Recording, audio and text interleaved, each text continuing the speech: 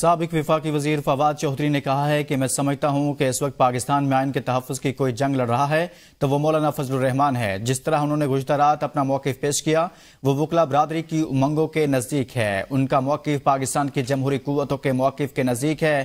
اس وقت عدالتوں کے تحفظ کی سب سے زیادہ ضرورت ہے۔ اگر ہم وکلا اور ججز عدالتوں کا تحفظ نہ کر سکے تو نادر شاہی دور واپس آ جائے گا۔ یہاں پر جو انصاف پہلے ہی موجود نہیں ہے وہ بالکل ہی ختم ہو جائے گا۔ وہ احتساب عدالت کے باہر میڈیا سے گفتگو کر رہے تھے۔ سمجھتا ہوں اس وقت پاکستان میں اگر کوئی شخص اس وقت پاکستان کے آئین کے تحفظ کی اس جنگ میں صف اول میں ہے اور یہ جنگ لڑ رہا ہے وہ مولانا فضل الرحمان ہے۔ ان کا موقف جو ہے وہ وکلا برادری کی امنگوں کے نزدیک ہے۔